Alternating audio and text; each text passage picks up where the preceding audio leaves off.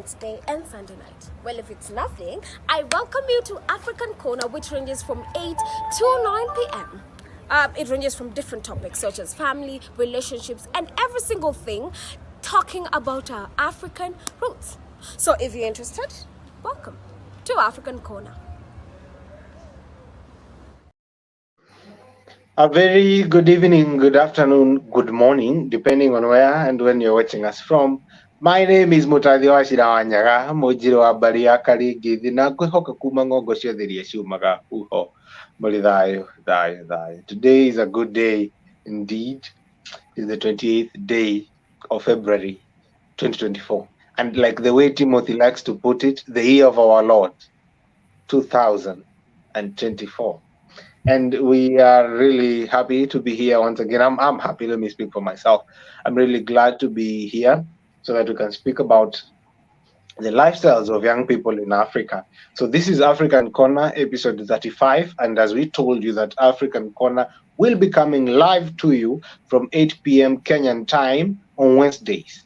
So today is a Wednesday, therefore it only can mean one thing, that it is African Corner Day. So today we'll be talking about youth lifestyle in Africa, and we have this gentleman lined up for you who will be having this conversation with, that is Jeff and the team, and also we are waiting for Ali to join us also from South Africa. So before we go on with the conversation, maybe Jeff, you can introduce yourself. Thank you, Ashira.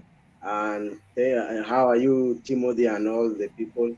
My name is Jeff Miner, and it's good to be here with the same people discussing the same thing. We are trying to empower young people. Timothy, how about you? Have you decided to baptize your name? I mean, yourself another name? Or you're still the guy we knew last year? Good evening to you all. This is Timothy Mabango, a public policy practitioner and a friend of Africa, passion-wise, knowledge-wise, and interest-wise. Pleasure to be here. It's also good to have you. Right now, team, you are already an in-house panelist, so I'm sure many people know you. So we are just introducing ourselves for the sake of the new comers. However, as we are waiting for Ali to come in, maybe Jeff can be telling us about the scavenger hunt or the treasure hunt that is coming up in actually 2 weeks, Jeff. In 2 weeks' time, that's a very short period of time. The charges are only 1,000 Kenya shillings, and the event will happen at Word of Life Christian Center in Kabete. Please attend. We have much in store for you. You can register for the event. You can pay. We have our pay bill. You can get it on our website, and we hope to have a good time. It will happen on 16th March.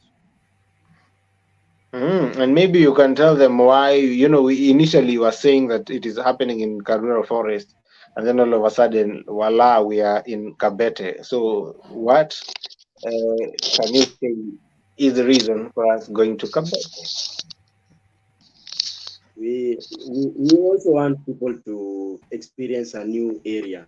We felt that Word of Life Christian Center in Kabete is more, it fits that event. The treasure hunt and the scavenger. It really fits that event. Yeah. Good. Thank you. I can see now Ali is in the building.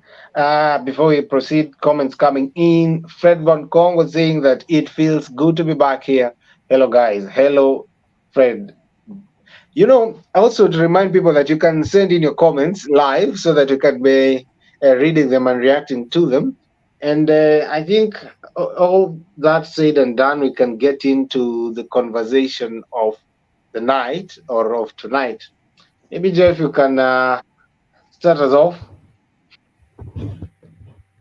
Okay. Once again, today's topic, we are going diverse a little, but still on the youth concept. So today we'll going through lifestyles among different youths. So you know our youth have very different lifestyles. depending on tradition and modernity. So we have different lifestyles, and I was hoping we could engage in a meaningful conversation. And I would like to ask Timothy, what role do community and family structure play in shaping the lifestyle and choices of African youth? Speaking of Africa, of course, in Africa, it is an interesting culture to start with as compared to, for example, Europe and Asia. No, primarily Europe. For Africa, our family and our community structures are still intact and vibrant.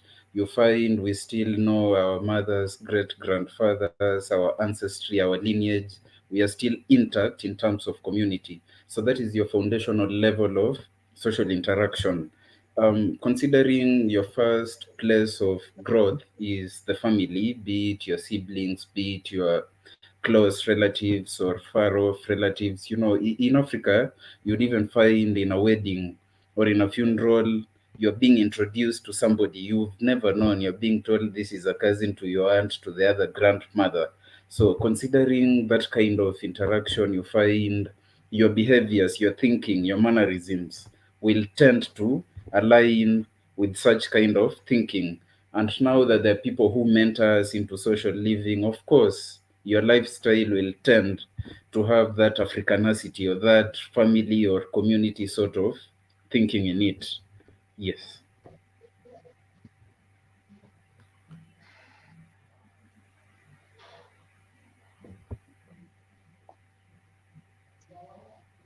I think there is a delay in Jeff's side, but I can see Fred Bonkongo saying that Rashida, maybe to let you know today I joined the live watch even before you.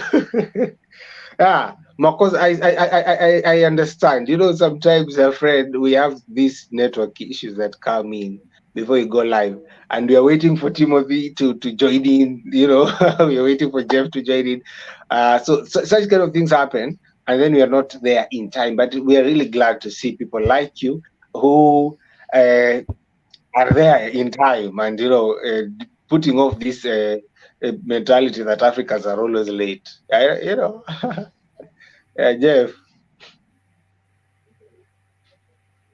Jeff, you are muted if I'm not wrong.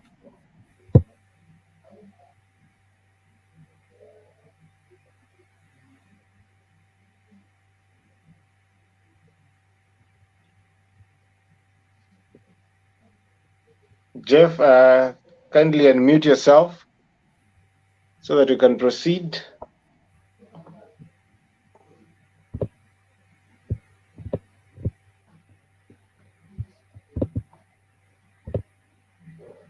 Now, Ali, can you hear us? I can see Ali is joining in.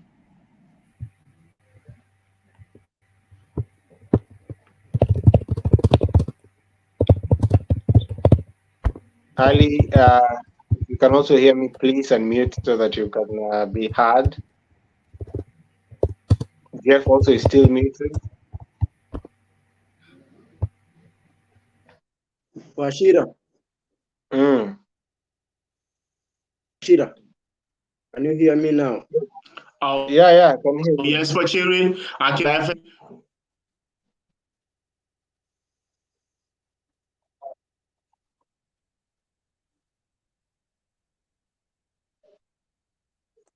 Yeah, I can hear you people. I think Jeff was saying something and then Ali was saying something. I think there was a network hitch there.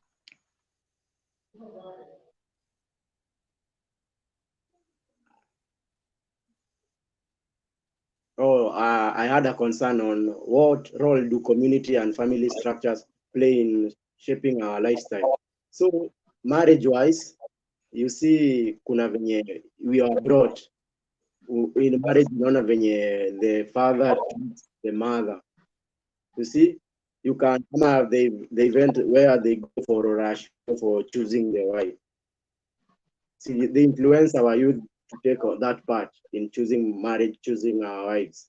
And in cultural integration, I think these events that happen in community, rituals rites of passage play a role in ensuring our lifestyles are considered. Yeah. Ali, can you now hear me?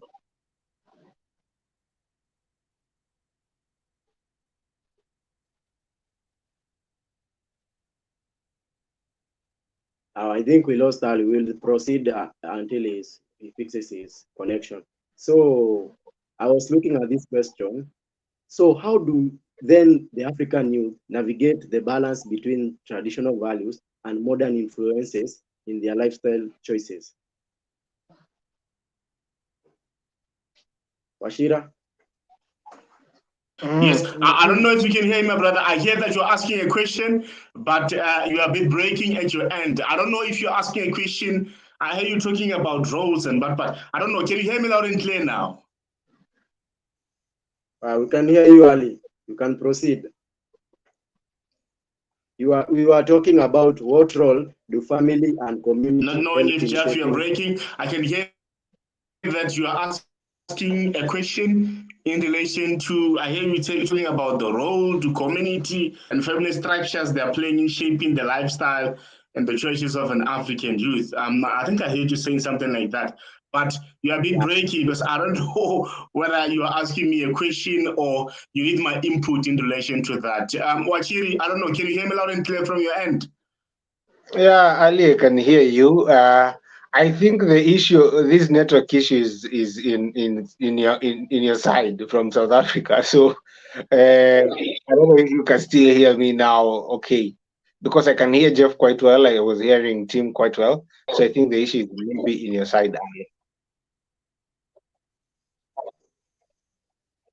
Yeah, no, could be the problem. Could be the problem on my end. I don't know where he was touching bases. Morning, good afternoon to wanabeshi wa Afrika. Yanamosheni yanazolethabeni Limpopo, Wauchimaka Matlapa, coming from the mountains of Limpopo. Yeah, brother, man, I'm sorry, man. The network is very bad this side. Things are not looking good on my end, but I hope that the viewers are able to hear loud and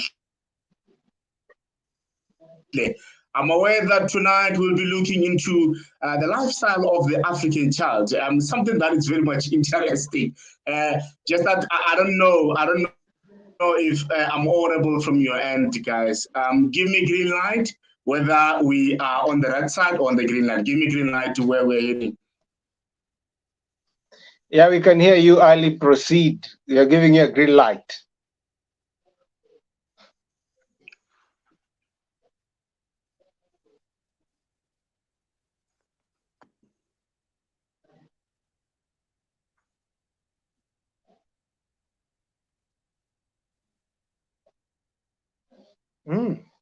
I think there is, yeah. So I think we can proceed as Ali tries to fix his connection. So I was looking at this point in this way. So you feel like you see mostly in Africa, it is difficult to balance between traditional activities and modernity. So how do then we can balance tradition and modernity in our lifestyles? So my first point was through family dynamics. You see, when a certain member of a family marries another person, yeah, let me use the white man. Let me just use that phrase. So there's diversity. You see, there's this part of the family where the Africanicity is installed, and from this white part, you see there is modernity. So you can add on that one, Washira. You see, when you talk about lifestyles, obviously, lifestyle is basically the way you do life, how you style your life, basically. And for me, I think it is not as difficult per se for us to get to balance, but actually for the young people, mostly in Africa, it becomes a whole situation on how do we now balance between modernity and tradition. Are we looking at them as contradicting each other? Are they polar opposites? So that you can say, you cannot do this and this, or is there a way that you can merge both of them? I think personally, you can try to do both of them. You know, Timothy, I'm sure you read the Bible, and correct me if I'm wrong. There is somewhere they were told that if you go there, pick their good habits, ile mabaya muachane nayo. So I think that's the same thing that applies now for us young people here in the modern times. We can choose to, take the good things, pick the good things, and now merge it also with the good things from our end, because remember, it is not a guarantee that also in Africa we are entirely having good things. Like right now, FGM, you know very well, is not that really good. So it is, I think there is a way we can be able to balance, and I think it is very possible for young people in Africa to balance between uh, traditional values and modern influences. It's just a matter of, this is now it's very relative. When you're talking about values and when you're talking about modern influences, what then do you mean? How exactly are we comparing these two? Team, I don't know if you can be able to follow my train of thought.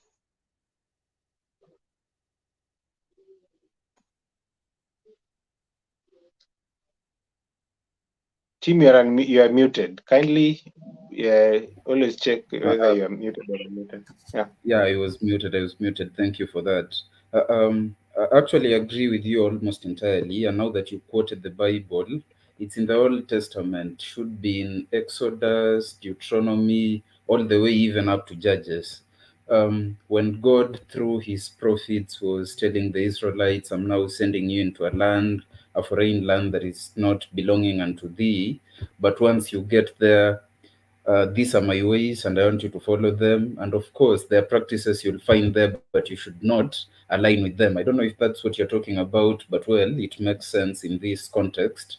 Um, in terms of African youth navigating the balance between modernity and traditional thought, I'll give various examples. In the Kenyan context, you find we call some ladies or even some of us and my fellow brothers, we call ourselves kienyeji to mean wild. But the bottom line is that when somebody is called kienyeji or wild or something primitive, they mean that that person is more of traditional than modern. Um, to navigate that balance, first and foremost, we need to be open minded. You see, it's a globalized world. We cannot continue operating with old practices. Well, if they're good, we retain them, sustain them, maintain them unto the end. But for things like FGM, you mentioned that, planned marriages, those are things we can get past. So we get open minded. See what cultures, for example, what Chinese culture can we find as relevant to Africa? Or let's say Haiti, now that our soldiers have, or rather our police officers may be deployed there. What can we learn from when we go to Haiti? What good is there that we can adopt? Talking of modernity, you find things like, well, when we talk of civilization, it's relative. I do not align with that thought that civilization is linear, in that, let's say, back in the days, people are not civilized compared to now. And let's say 1,000 years from now, for those who have time traveled, that times in the future may be more civilized. I'm not really inclined towards that thought. But in terms of modernity, we need to be cautious into what we adopt. You find, now But that we're in Africa, team, allow me to come in. Sorry. yes, When you talk yes. about modernity, modern is also a very relative one.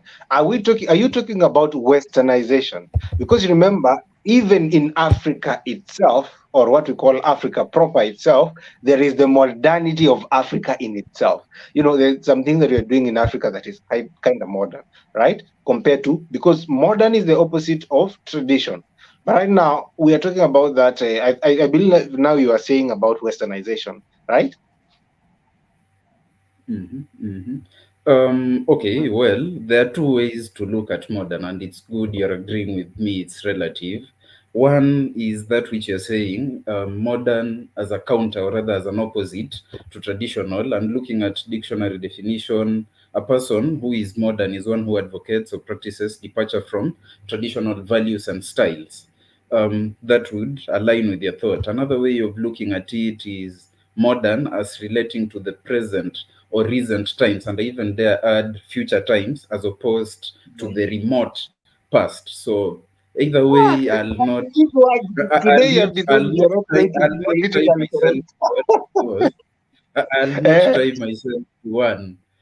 So eh, let me continue. Let me give it some context. Of course, it's a learning platform. I'm also learning, and it's good you've eh, challenged my thought.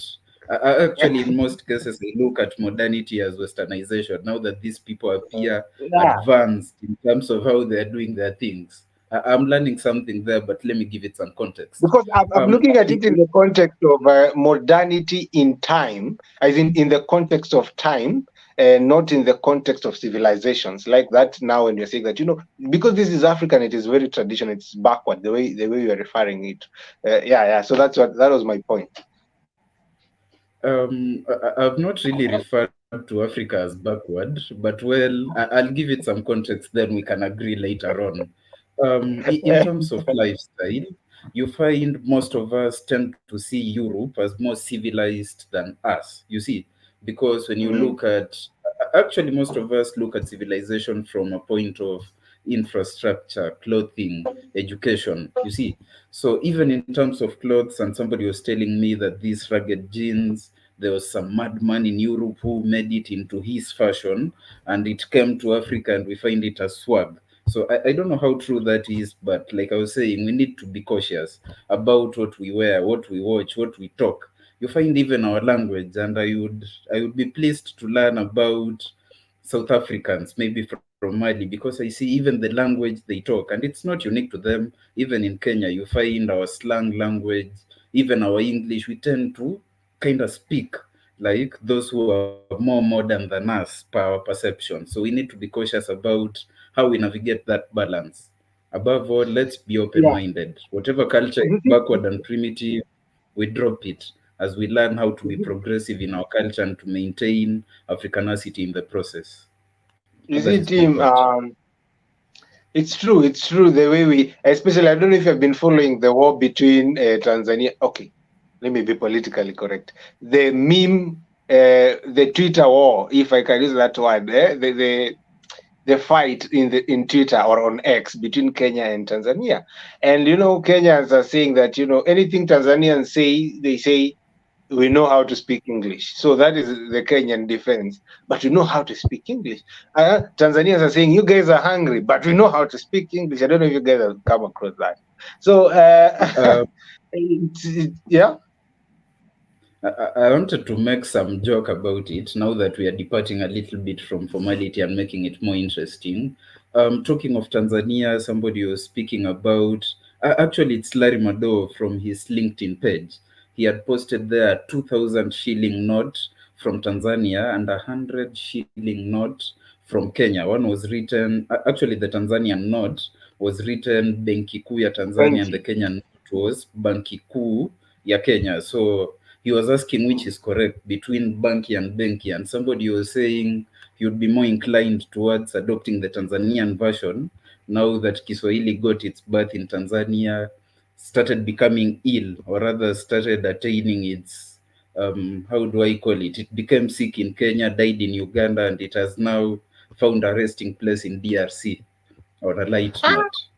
DRC, DRC, let me tell you, I've heard the Swahili and I'm telling you. Anyway, just to react to the Benki and the Banki, I've followed it and I've seen that the Kenyan people, I mean, the Kenyan sides are saying the reason why we say Banki Kuu ya Kenya, it is not necessarily for Swahili purposes or for proper linguistic purposes in Swahili, but it's what we are used to, to say Banki Kuu ya Kenya. But the right the right Swahili word is Benki, the one that is used in Tanzania.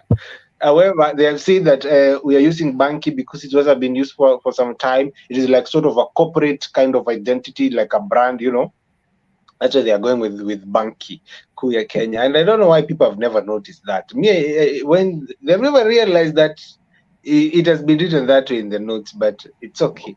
However, let me go back to what Jeff was telling us. How do Africans use navigate, between traditional values and modern influences in their lifestyle choices? In truth, in my honest opinion, they don't. African youth are not able to navigate or to put a balance between the traditional values. And I say this, a majority of African youth. Why? Because many of them have gone to these modern influences. And by modern influences, in this case, we are meaning what Tim was saying, the westernization, because there's the modernity in Africa in itself. So here I'm talking about in the westernization. Like Tim, you are saying something about the rugged fashion. I don't know about fashion as much. I see people wearing various types of clothes, but they dress their choice. And we were even hearing that even like sagging started in a very funny way, and people started just adopting it. So there are so many things that we as young people in Africa do not first of all investigate. We don't want to know what is the story behind it. We just copy and paste. So to answer you, Jeff, there is no navigation among youth in terms of the lifestyle balance. We have forgotten totally the traditional values that we had, issues like integrity and all that, and even leave alone lifestyle in terms of clothing and everything, even corruption. Corruption, Timothy, I got to learn that it was not as much prevalent in traditional Africa compared to what is happening today in Africa. It is sort of what was Hamkuwa important. mnahonga chief kwenu? Yeah. Hamkuwa mnahonga chief kwenu? But you see now, chief during those days, now we are talking about the traditional, those days they were led by council of elders, and those chiefs and those people were not as corrupt, or the corruption was not as rampant as what we are seeing today. If you watch some people who, even if you go to the streets right now, you know very well, Tim, if you are in a vehicle, you have to walk with 50 shillings, 100 shillings note near your dashboard, so that when a police stops you, you give. That is what is happening right now. Anyway, Jeff, I don't know if now I've gotten to answer what you were asking. That we sort of deviated a little bit with Tim. Yeah, you have answered. So, Sai, you find that every youth, ukisikia kila youth, the conversation is that, kwani hizi passport hazitoki, hizi visa, you see. Manze. So, I was wondering, why are Kenyan youths want to go abroad and live Kenya? Kuna wenye unapata they want for economic improvement, maybe wamepata kazi majuu, you see, alafu wameona inalipa vizuri kushinda Kenya. Why can they just Right now. stay in Anyway, Kenya? Jeff, I don't know if now I've gotten. Yeah, Timothy, what can you suggest about that? Actually, it seems like you've stolen words from my mouth and from my mind, or rather, you're speaking about me. Ever since I applied for my passport, I don't know whether it's because I've not used backdoor. It's taken quite some time before it has been released. So why are some of us, including myself, opting to go abroad as opposed to, for example, staying in Africa and building Africa? The primary reason, it should be 98%, assuming my statistics are correct. The primary reason most of us want to leave Africa and go abroad, whether temporarily or permanently, is just economic, greener pastures, as we say. You see, most of us have been brought up to think, or rather exposed to internet content, and we now think abroad there is better and more money as well as opportunities compared to Africa. For instance, I was just scrolling around on TikTok. Interestingly, nowadays I'm on TikTok for whichever the reasons. And I was hearing that RNs, that is registered nurses, in US and Canada are paid over 300,000 shillings when you convert their currency, be it Canadian dollars or USD. Yeah, and you see, it sounds interesting when President Ruto tells us, for example, there are 300,000 job opportunities abroad. Most of us are so quick to run for those opportunities because in Kenya, for instance, I'm a graduate, and as of now, no employment prospect yet. So as compared to abroad, when if I have the skill to do a particular job, I'll get it instantly. So yeah, mostly economic. Other reasons, maybe the top 2%. Okay, not really the top 2%. I said 98% economic. Very rarely you'll find youth want to go abroad for exposure. that could be a good reason, but rarely do most of us want to go abroad for exposure. So yeah, I think most of us want to go abroad for greener pastures, to get something You in know, our pockets. I'm very glad that Timothy have decided to be honest and said you are among those crop of Africans who want to run away from Africa. It is indeed true. Many people are going outside there because it is believed that, or actually, it's not believed. It is actually the case that there is more greener pastures that side of the seaboard. However, um, these things that are happening and the way now affecting our lifestyles here in Africa sort of comes from such kind of actions or from such kind of reasons. You see, maybe a team goes to whatever country is going and then gets some children there. I don't know whether by African mother or and then those children now get a very different kind of lifestyle compared to some of our children who will be in this country. So you see, it now changes the whole dynamics of the lifestyle. Because now, the other day we were having a conversation with some of the young people in from Canada. They are of African origin, yes, but they have never been in Africa. So their experience, their life, their everything is totally different compared to what we have here. So this desire of opting to go abroad influences our lifestyle, because now Tim now in the preparation of going abroad starts living or having a lifestyle as if he is already abroad. So like to properly prepare themselves. I don't know whether it is true to go there. So that affects. And then now look at it this way. If now they go temporarily and they come back, you have heard of these stories. Somebody went to US for 3 weeks, and then when he comes back, he does not remember our names. He cannot pronounce our names quite well. So it changes some things, and they are there in this continent. It affects our lifestyle, because now somebody, for example, like Tim, who has always been or is now desiring to go outside the continent, if eventually does not go the way he lives, he feels like, I'm not even supposed to be here. So there is that fulfillment that is not uh, coming out quite well. But maybe for somebody maybe like Jeff, who I know says does not want to go anywhere, is contented with Kenya. He lives quite fully knowing that I'm here and I'm here to stay. So that also influences the lifestyle. So you'll find Jeff, who's now interested in staying in Kenya, will start doing investments here, putting things here. And Tim who says, me, I'm not, me hata siko hapa sana, focuses on that other side. I don't know, Tim, if I'm saying the truth or Washiro, I'm saying properly. unaniharibia jina sana, unaniharibia Mimi jina sana. nitakwambia jina. I was using you for example. That is using me as an example without my consent. Well, I agree with you. It's very true. In terms of lifestyle, and unfortunately, I'd say unfortunately, most of us are on the internet, especially social media, and you find that youth, especially those who have gone abroad and come back, or even they keep posting about their life, for example, in Australia, in Canada, and I'm surprised, or rather, it's interesting to learn, most of us from some particular region are in Minnesota. You find the kind of life they're living.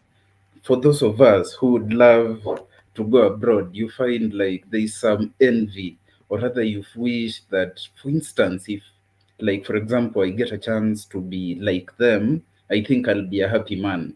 And on that observation about investments, for somebody who is so certain about being in Africa and Africa being his business, in terms of growth and lifestyle, if okay, the compounding effect, if we look at it in like 7 years, that person will have gone far. So Jeff, I'm surprised, as Washira says, that you want to go nowhere. Washira is not using measured language. I think let it go to the record that I was using some some people for example for explanation. You get Tim, eh? So don't I, worry, I don't worry. But you agree. see, this is the truth. I think so. You see, I the truth think is the truth. so. we are honest men. Before Rigiji I came do in, not, we are the original honest men. I do not want to run from Africa. Maybe I should put that on record. I want to go get that exposure, come build capacity among other youth to see what is it that these people did or are doing that is placing them in a way that we even envy them and place them at a higher position than us. I believe as Africa, someday we can be better than there. These people are not there, but 200 years ago, 100 years ago, 20 years ago, they did something different and it put them ahead. So, yeah, that is for me, just for the record. And before we proceed, I Yeah, can see comments coming in. Fred Bonkong says that Africa is the cradle of human civilization, 100%. Almost all human cultures have their origins in Africa. To narrow down on the topic today, early childhood experience shape human lifestyles. Yeah, it is true. The way you were brought up, also your experience as a young person, will always influence your lifestyle. Maybe somebody who was born and raised in Karen cannot have a similar kind of lifestyle as somebody who was born and raised in Mudurwa, or somebody who was born and raised in Western cannot have the same experience with somebody who was born in Coast. So there's that influence of lifestyle. Jeff, I hear that people from the coast are quite lazy. They are quite slow. If they come to Central or if they come to Nairobi, wanapata shida kidogo kama wale mandugu zetu wa Tanzania. So I think that is also true. And then we're seeing that Fredbon says that I think we should also think of the discussion from the perspective of renaissance of African cultures and lifestyle without westernizing African cultures in the name of modernization. Yeah, and then I think he's got a joke at did Tim just say Minnesota? So yeah, Jeff, I think you can proceed. yeah. Also, kuna this common challenge that is affecting our youth, na we cannot avoid it. Unapata sahi these get rich scams. Unapata kila youth, unapata when you see a young person driving a Mercedes Benz, I don't want to say someone Kibe says it. Unapata a young person driving a luxury car, even a cheap car, but the first conclusion is one is scammer. So before I continue, nilikuwa nimeona meme ati a person anauliza can you teach me how to scam, alafu anajibiwa hebu nitumie 5000. So nilikuwa na concern moja, kuna this many youths say wanajiinvolve na get rich scams. They are not now trusting the process. They don't want to trust the slow process. They just want to get fast but illegal money. So I think it has increased the population among the youth in fraud activities. And unadhani, what do you think the challenge is, and how can we avoid it as African youth?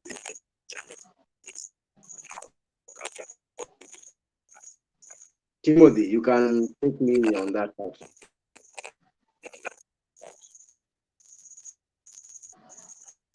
Sorry, I was on mute. Maybe before I contribute, now that I can see Ali back, it would be fair enough to. Oh, he's gone. About the scamming and all that, I actually maybe just to bring your meme to a conclusion. So the person gave out the 5K to be taught how to scam, and of course that was his first lesson. About getting rich, I think all these things come from social media. Without the internet, we could not have known about shortcuts to success. Well, some of them are proven to work and they have helped. I have a friend who is 24 years old, perhaps an age mate, and of course, he already has a Mercedes. You see, if I didn't really believe in the process, or rather, if I had trusted the process and it keeps disappointing me like it has disappointed me time and again, and of course, in line with what Fred Bonner said, of course, Minnesota is correct and Minnesota is also true as it applies to me. So if at all I applied that kind of thinking in that, believing that success comes through shortcuts, it would already be in my life. I would already be doing things like forex, quotes and quotes. Forex by itself, I believe it pays off, but there's these other forex which we don't know. There are things like aviator, where many youth have chosen to be pilots without licenses. There are many scams out there. And another one, I think we call it the romance scam. Vijana wengi tumependa kuwa, you see, especially now that Washira has said Jeff wants to go nowhere. You know, people like Jeff would choose to find a shortcut in that sense. You just find a 70-year-old little girl, you offer services now that this is a service economy, and of course you're paid. So all these things influence how we think, how we act, and how we live. On a Tim, light who said you cannot have a Mercedes Benz at 23? Why is it seeming a little bit impossible?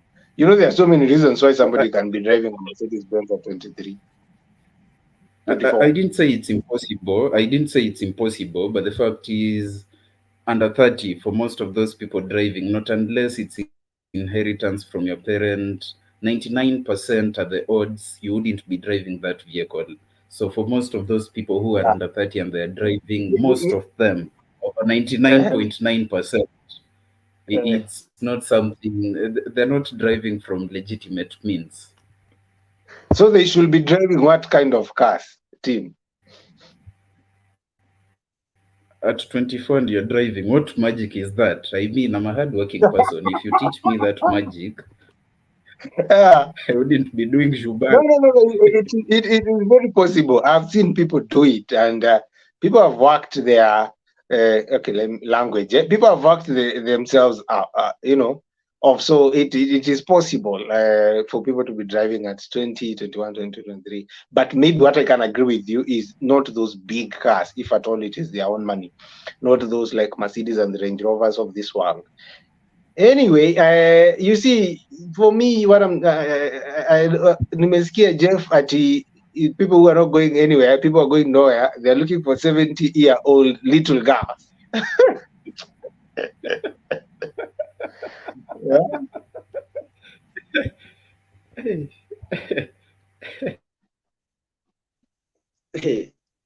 So me next year you might see me with a Mercedes. Nishaanza hiyo process. Nimeshachukua mafuta.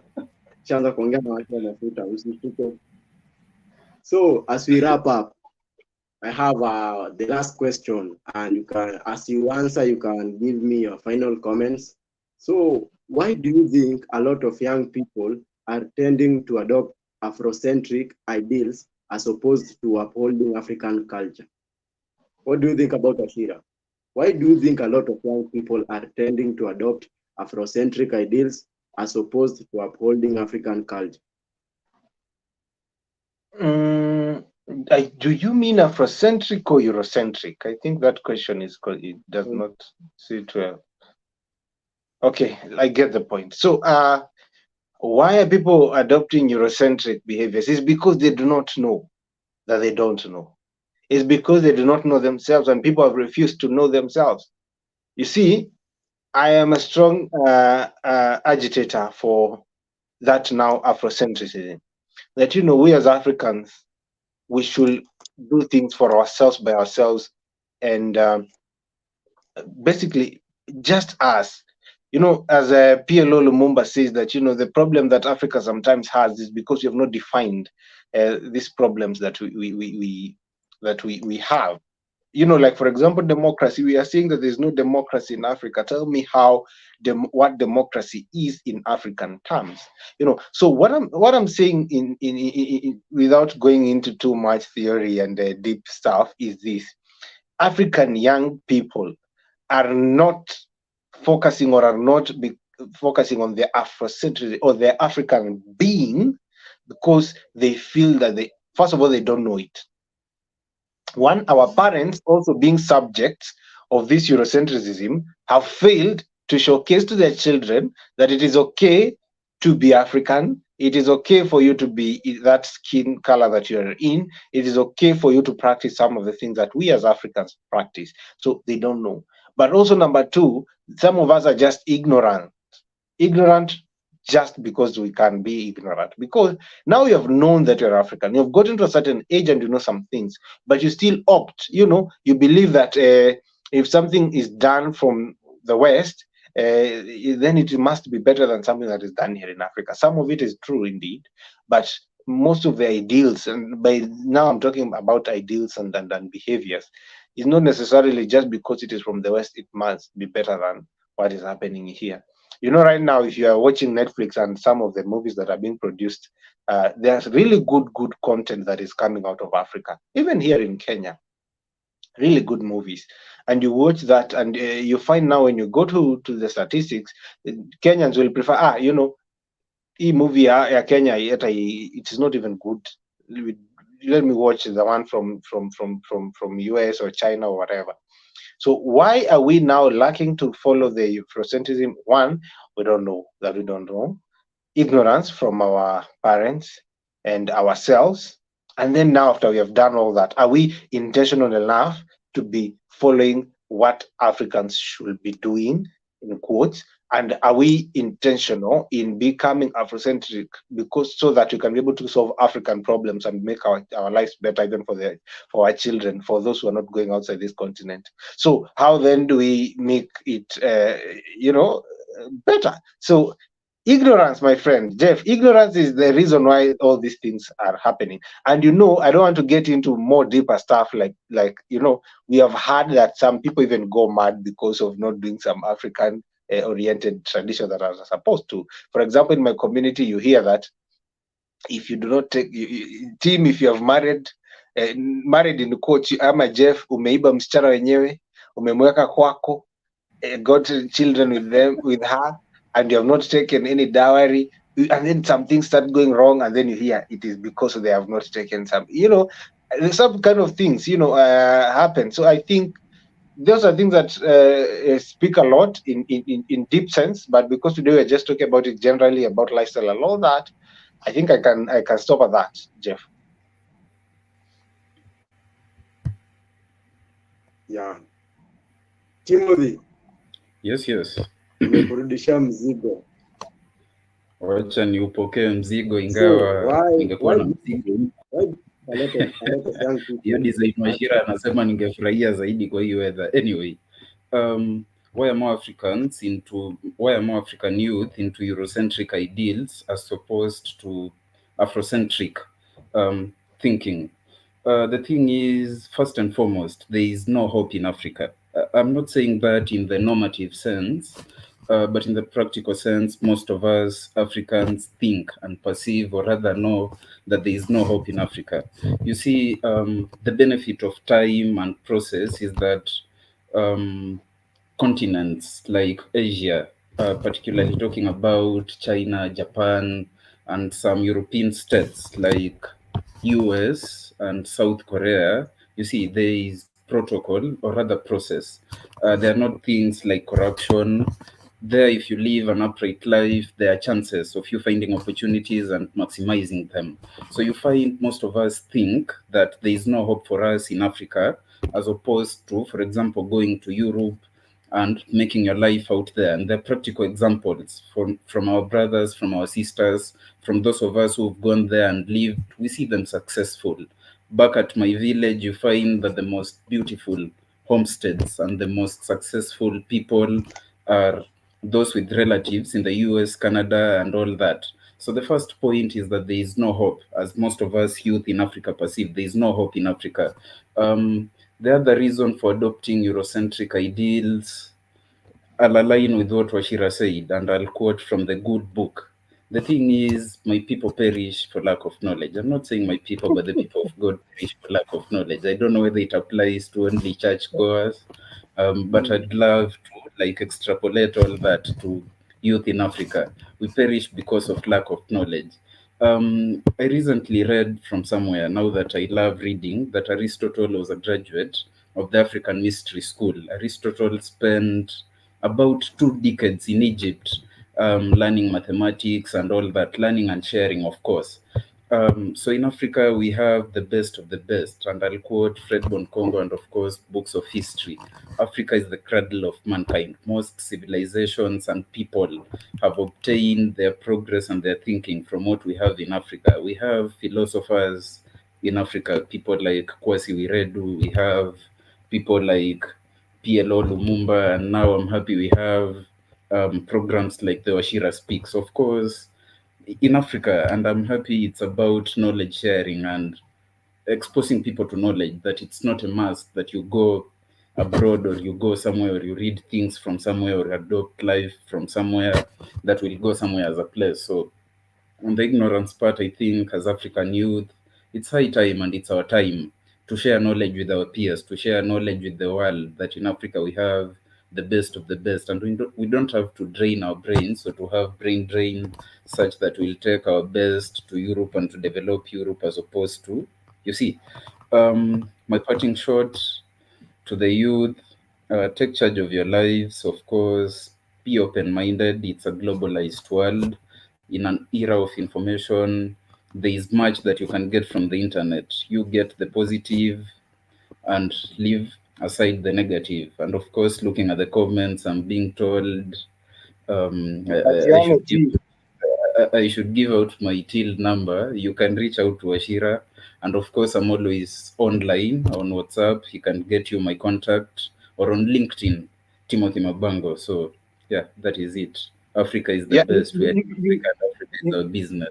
Those of us who will live temporarily will live and die in Africa. you see, if you want if you want team steel, use ours, and then in our wisdom we will decide whether it will get to where it is getting. I can also see Fred Congo saying, "Team got just interesting jokes." If we were to give awards, the sarcastic and humorous award will be his. So people are going nowhere. In quotes, you are going to the middle of nowhere. Yeah, Dan Jinji is also laughing at that. Masharia Mwangi laughing. Kwanza, this Masharia Mwangi, wewe penye huko, you know you are in my radar, and I'll get you. And then Masharia Mwangi saying that, hey, I love this show. Thank you, Masharia, for being part of us. And also I can see Masharia Mwangi saying that the knowledge part, anyway, to site, to hapa Shira speaks. And then Dan Jiju says, I'm sorry, that was Plato, not Aristotle. So I think, Tim, you have got that. I don't know now whether you want to dispute it or agree with it. Was it Plato or Aristotle? Both are true. Both are true. Plato studied in Africa for 13 years, Aristotle for 20 years. Both are true. That is how great Africa is. True, true, true. And then also Fred Congo says, welcome Masharia. This is the real home of untold African stories. Thank you guys for just the support and the comments that are coming in. We really, really appreciate. So just to wrap it African mambo ya lifestyles, especially now here in Africa, has become a little bit problematic, especially for young people. However, at the end of the day, I like to say this as my parting shot. It is high time we get to understand ourselves. It is high time we get to know who we are. And you can never know where you're going unless you know where you're coming from. So, mambo ya lifestyle, adopting, copy pasting lifestyles will kill you at the end of the day. You need to be authentic as much as you can get. Tim, going back to your example, ya gari, you have said young people we don't drive, which I want to really disagree with. It is very possible. If you take, I don't know, Jeff, I don't know what car you are driving. If you take spare parts, yeah, Toyota, you put it in Mercedes, yes, it might move, but it will not move quite well. There will be some hiccups with the vehicle. So the same thing in terms of lifestyle. If you now get to understand where you come from and you understand the authenticity that is in your African being, then you'll avoid these hiccups, because what you're doing, you're trying to put spare parts of a different vehicle in this vehicle. Therefore, it will have some hiccups. And that's why we are seeing some kind of hiccups here in Africa. People are killing themselves. A lot of suicide cases have increased. A lot of so many bad things are going on around in this continent. But we hope that eventually our kids might find a better Africa than we were left with during this time. So Jeff, I think that is my parting shot. Yeah, Washira, you're asking if I'm driving. Sahi niko na two-wheel drive Ford Mitsubishi. Yeah, it's a 2019. So thank you very much Timothy and Washira. It's been tulianza na maswara ma internet lost, but imeisha vizuri sana. I want to congratulate article congratulate. I want to appreciate our viewers. They send comments, akina Dan, Fred, Macharia, will keep the conversation flowing. So last but not least, as you send Timothy mkitisha till, we also have our till. Zikiwa mingi sana, you can send on our account. Paybill is 522533 and the account number is 900-6666 to pay for the scavenger hunt event. Umesikia Timothy? Zikiwa excess, unacheza hapo. So thank you very much. We hope for more and more engagement. Thank you. Have a good night. Have a good night.